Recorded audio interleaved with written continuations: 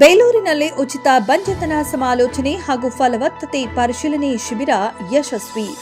Kaveri clinic ಹಾಗೂ Lions club Belur ಸಹಯೋಗದಲ್ಲಿ ಆಯೋಜಿಸಲಾದ ಉಚಿತ ಬಂಜೆತನ ಸಮಾಲೋಚನೆ ಮತ್ತು ಫಲವತ್ತತೆ ಪರಿಶೀಲನೆ ಶಿಬಿರ ಯಶಸ್ವಿಯಾಗಿ ನೆರವೇರಿತು.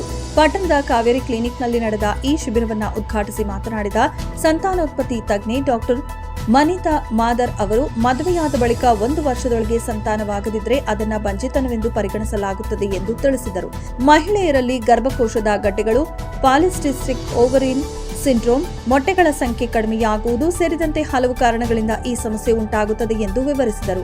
ಇದೇ ವೇಳೆ ಕಳೆದ 10 ವರ್ಷಗಳಲ್ಲಿ ಪುರುಷರಲ್ಲಿಯೂ ಬಂಜೆತನದ ಪ್ರಮಾಣ ಹೆಚ್ಚಾಗಿದ್ದು, ಒತ್ತಡ, ಅಸ್ವಸ್ಥ ಜೀವನ ಶೈಲಿ, ಮದ್ಯಪಾನ ಮತ್ತು ಧೂಮಪಾನದಂತಹ ವ್ಯಸನಗಳು ಪ್ರಮುಖ ಕಾರಣಗಳಾಗಿವೆ ಎಂದು ಹೇಳಿದರು. ಮದುವೆಯಾಗಿ 1 ವರ್ಷ ಅಥವಾ ಅದಕ್ಕಿಂತ ಹೆಚ್ಚು ಕಾಲವಾದರೂ ಸಂತಾನವಾಗದ ದಂಪತಿಗಳು ತಕ್ಷಣವೇ ನುರಿತ ವೈದ್ಯರನ್ನ ಸಂಪರ್ಕಿಸಿ ತಪಾಸಣೆ ಮಾಡಿಸಿಕೊಳ್ಳಬೇಕು ಎಂದು ಸಲಹೆ ನೀಡಿದರು. ಆಧುನಿಕ ಚಿಕಿತ್ಸಾ ವಿಧಾನಗಳಾದ IUI ಮತ್ತು IVF ಮೂಲಕ ಹಲವಾರು ದಂಪತಿಗಳಿಗೆ ಸಂತಾನ ಭಾಗ್ಯ ದೊರೆಯುತ್ತಿದ್ದು, ಈ ತಂತ್ರಜ್ಞಾನಗಳನ್ನು ಪರಿಣಾಮಕಾರಿಯಾಗಿ ಬಳಸಿಕೊಳ್ಳಬಹುದು ಎಂದು ತಿಳಿಸಿದರು. ಸಾರ್ವಜನಿಕರಿಗಾಗಿ ಇಂತಹ ಉಚಿತ ಶಿಬಿರಗಳನ್ನು ಆಯೋಜಿಸುವುದರಿಂದ ಸರಿಯಾದ ಸಮಯದಲ್ಲಿ ಮಾರ್ಗದರ್ಶನ ಸಿಗುತ್ತದೆ ಎಂದರು. ಕಾವೇರಿ ಕ್ಲಿನಿಕ್ ವೈದ್ಯಾಧಿಕಾರಿ ಚಂದ್ರಮೌಳಿ ಅವರು ಮಾತನಾಡಿ, ಹೆಚ್ಚಿನವರಿಗೆ ಯಾವ ಹಂತದಲ್ಲಿ ಏನ್ ಮಾಡಬೇಕು ಎಂಬುದು ಗೊತ್ತಿಲ್ಲ. ಸಮಸ್ಯೆ ಗಂಭೀರವಾದ ನಂತರ ಮಾತ್ರ ಆಸ್ಪತ್ರೆಗೆ ಬರುತ್ತಾರೆ. ಹಲವಾರು ಬಾರಿ ವರದಿಗಳು ಸಾಮಾನ್ಯವಾಗಿದ್ದರೂ ಮೂಲ ಸಮಸ್ಯೆ ಪತ್ತೆ ಹಚ್ಚಲು ವಿಳಂಬವಾಗುತ್ತದೆ ಎಂದು ಹೇಳಿದರು. ಪುರುಷರ ಪಾತ್ರದ ಕುರಿತು ಅವರು, ಸಾಮಾನ್ಯವಾಗಿ ಪುರುಷರಲ್ಲಿ ತಮ್ಮಲ್ಲಿ ಸಮಸ್ಯೆ ಇದೆ ಎಂದು ಒಪ್ಪಿಕೊಳ್ಳುವುದಿಲ್ಲ. ಆದರೆ ಸುಮಾರು 25% ಪ್ರಕರಣಗಳಲ್ಲಿ ಸಮಸ್ಯೆ ಪುರುಷರಲ್ಲಿಯೇ ಇರುತ್ತದೆ ಎಂದು ಸ್ಪಷ್ಟಪಡಿಸಿದರು. ದಂಪತಿಗಳು ಇಬ್ಬರೂ ಸಮಾನವಾಗಿ ಪರೀಕ್ಷೆಗೆ ಒಳಗಾಗಿ ಚಿಕಿತ್ಸೆ ಪಡೆಯುವುದು ಅಗತ್ಯ ಎಂದು ಹೇಳಿದರು. ಈವರೆಗೆ ನಡೆದ 4-5 ಶಿಬಿರಗಳಲ್ಲಿ 7 ದಂಪತಿಗಳಿಗೆ ಸಂತಾನ ಭಾಗ್ಯ ದೊರೆತಿರುವುದು ಕಾರ್ಯಕ್ರಮದ ಯಶಸ್ಸಿಗೆ ಸಾಕ್ಷಿಯಾಗಿದೆ ಎಂದು ತಿಳಿಸಿದರು. ನಂಬಿಕೆಯಿಂದ ಈ ಶಿಬಿರಕ್ಕೆ ಬಂದಿರುವ ದಂಪತಿಗಳಿಗೆ ಉತ್ತಮ ಫಲಿತಾಂಶ ದೊರೆಯಲಿ ಎಂದು ಹಾರೈಸಿದರು. ಲಯನ್ಸ್ ಅಧ್ಯಕ್ಷೆ ತಾರಾಮಣಿ ಸುರೇಶ್ ಅವರು ಮಾತನಾಡಿ, ಇಂದಿನ ಕಾಲದಲ್ಲಿ ಮದುವೆಯನ್ನ ತಡವಾಗಿ ಮಾಡುವುದು ಮತ್ತು ಮಕ್ಕಳನ್ನ ಮುಂದೂಡುವುದು ಬಂಜೆತನ ಹೆಚ್ಚಲು ಪ್ರಮುಖ ಕಾರಣಗಳಾಗಿವೆ ಎಂದು ಅವರು ಹೇಳಿದರು. 25ರಿಂದ 35 ವರ್ಷದೊಳಗಿನ ಅವಧಿಯಲ್ಲಿ ಕುಟುಂಬ ಯೋಜನೆ ಬಗ್ಗೆ ಗಂಭೀರವಾಗಿ ಯೋಚಿಸುವುದು ಉತ್ತಮ ಎಂದು ಸಲಹೆ ನೀಡಿದರು.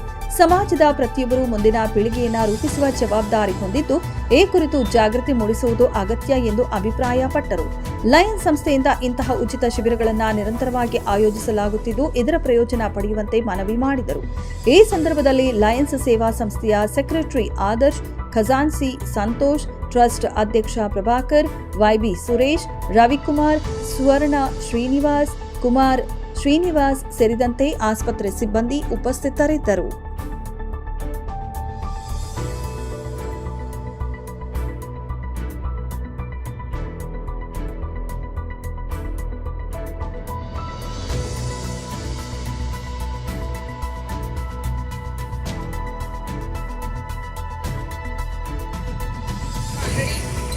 ಮುಂದೆ ಕಡಿಮೆ ಇತ್ತು, ಇವಾಗ ಬರ್ತಾ ಪರ್ಸೆಂಟೇಜ್ ಜಾಸ್ತಿ ಆಗ್ತಾ ಇದೆ. ಮಕ್ಕಳ ಇಲ್ಲದೆ ಇರೋ ಸಂಖ್ಯೆ ಜಾಸ್ತಿ ಆಗ್ತಾ ಇದೆ ದಿನೇ ದಿನಕ್ಕೆ. ಒಂದು ಅಂತಂದರೆ ಇವಾಗ ಲೇಟಾಗಿ ವೈವಾಹಿಕ ಜೀವನಕ್ಕೆ ಕಾಲೇಜಲ್ಲೇ ಲೇಟ್ ಮಾಡ್ತಿದ್ದಾರೆ. ಅದರ ಜೊತೆಗೆ ಇನ್ನು 2 ವರ್ಷ 4 ವರ್ಷ ಬೇಡ ಅಂತ ಇನ್ನೊಂದಷ್ಟು ಮುಂದೂಡ್ತಾ ಹೋದಷ್ಟು, ಏಜ್ ಜಾಸ್ತಿ ಆಗ್ತಾ ಹೋದಷ್ಟು ಮಕ್ಕಳನ್ನ ಪಡೆಯೋತಕ್ಕಂಥ ಶಕ್ತಿ ಕಡಿಮೆ ಆಗ್ತಾ ಹೋಗುತ್ತೆ. ಹಾಗಾಗಿ ಆದಷ್ಟು ಬೇಗ 25ರಿಂದ 35 ವರ್ಷ ಏನಿದೆ ವಯಸ್ಸು, ಪುರುಷರಾಗಿರ್ಬೋದು ಅಥವಾ ಮಹಿಳೆಯರಾಗಿರ್ಬೋದು, ಆವಾಗ ಉತ್ತಮ ಫಲಿತಾಂಶ ನೀಡುತ್ತೆ ಅಂತ ಎಲ್ಲರೂ ಸಮಾಜದಲ್ಲಿ ಏನಿದ್ದಾರೆ ಪ್ರತಿಯೊಬ್ಬರು ಅದ್ರ ಬಗ್ಗೆ ಯೋಚನೆ ಮಾಡಬೇಕು. ಎಲ್ಲರ ಹೊಣೆಗಾರಿಕೆ, ಮುಂದಿನ ಪೀಳಿಗೆಯನ್ನು ಮುಂದುವರಿಸ್ಕೊಂಡು ಹೋಗೋದು ಪ್ರತಿಯೊಬ್ಬರ ಹೊಣೆಗಾರಿಕೆ. ಹಾಗಾಗಿ ನಾವು ಹೇಳ್ದಂಗೆ ಸಾಕಷ್ಟು ಸಲ ಈ ಕಾರ್ಯಕ್ರಮ ನಡೆಸಿದ್ವಿ ನಮ್ಮ ಲಯನ್ಸ್ ಸಂಸ್ಥೆಯಿಂದ. ಒಂದು ಬಂದಿರತಕ್ಕಂಥವರಿಗೆ ಅನುಕೂಲ ಆದರೆ ಅದೇ ನಮಗೆ ಸಂತೋಷ ಅಂತ ಹೇಳ್ತಾ, ಎಲ್ರಿಗೂ ಒಳ್ಳೇದಾಗಲಿ ಅಂತ ಆಶಿಸ್ತಾ ನಾನು ಹೇಳಿ ಮಾತು.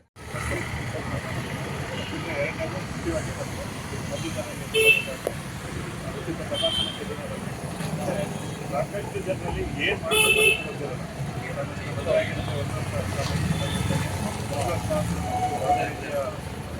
ಪ್ರೋಗ್ರೆಸ್ ಇಲ್ಲದೆ ಇದ್ದಾಗ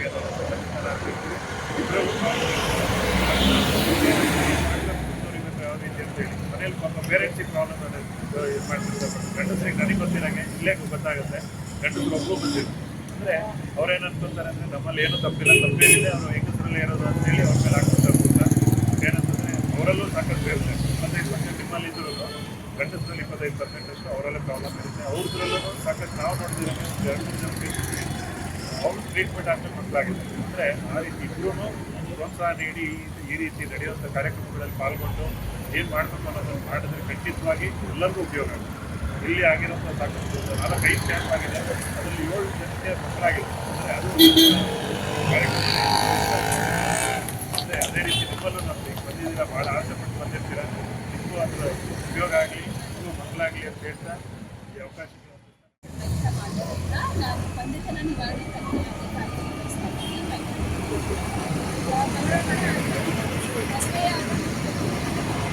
ಮದುವೆ ಆದ 1 ವರ್ಷದ ನಂತರ ಕೂಡ ನನ್ನ ದಂಪತಿಯಲ್ಲಿ ಮಕ್ಕಳಿಲ್ಲದಿರುವುದನ್ನು ನಾವು ಬಗೆಹರಿಸಿದ್ದೇವೆ. ಹೆಣ್ಮಕ್ಳಿನಲ್ಲಿ ಹಲವಾರು ಕಾರಣಗಳಿದ್ದು ಗಂಡಸಿನಲ್ಲಿ ಕಳೆದ 10 ವರ್ಷಗಳಿಂದ ಬಂದಿದ್ದನ್ನು ನಾವು ಕಾಣ್ತೀವಿ. ನಿಮ್ಮಲ್ಲಿ ಯಾರಾದರೂ ಮದುವೆ ಆಗಿ 1 ವರ್ಷ ಆಗಿರುವುದಿಲ್ಲ, 10 ವರ್ಷದಿಂದ ನಿಮ್ಮಲ್ಲಿ ಆಗುವ ಲಕ್ಷಣ ಕಾಣಿಸ್ತಿಲ್ಲ ಅಂದರೆ ನೀವು ತಕ್ಷಣ ನುರಿತ ತಜ್ಞರಲ್ಲಿ ಹಲವಾರು ಕಾರಣಗಳು ಗರ್ಭಕೋಶದಲ್ಲಿ